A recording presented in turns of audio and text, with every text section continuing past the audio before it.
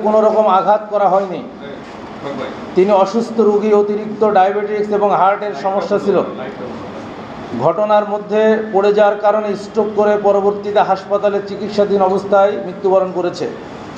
সেটাকে নিয়ে রাজনীতি করার চেষ্টা চলছে, যা আদৌ কাম্য নয়।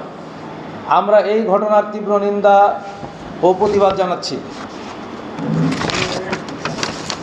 সুরতাল রিপোর্ট আসলে পাবেন এবং তার শরীরে কোনো আঘাতের চিহ্ন নাই। আপনারা দেখেছেন, যারা ভিডিও দেখেছেন, স্টিল চিত্র দেখেছেন, হাসপাতালে দেখেছেন, তার শরীরে আঘাতের কোনো চিহ্ন নাই। এটার অ্যাকচুয়াল খবর পাওয়া যাবে, ময়নাতদন্ত আসে, তখন পাওয়া যাবে আসলে তিনি কীভাবে মারা গেছেন।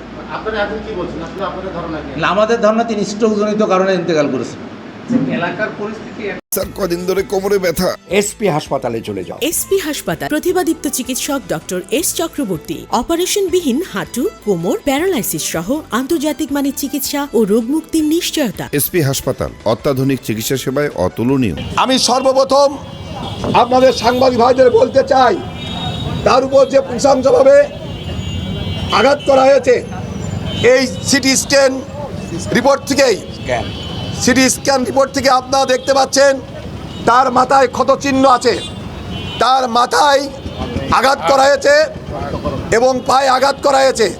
তার মাথার আঘাত এত পরিমাণ করা হয়েছে, আমরা হসপিটালে যখন আসি তখন দেখেছি তার মাথার ভিতর ডিপ হয়ে গেছে, মাথায় রক্তক্ষরণ হচ্ছে।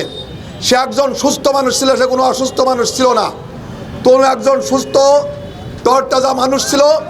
তার মাথায় আঘাত করে তাকে নৃশংসভাবে হত্যা করা হয়েছে। ওনারা বলতে চাচ্ছে উনি স্ট্রোক করে মারা গেছে। কত বড় তা মিথ্যাবাদী! ইসলামের লাভেস পড়ে জালেমের, আজকে এই জালেমরা আজকে যে কথা বলেছে, ইনসাফের কথা বলে, কাজ করে বেইনসাফ।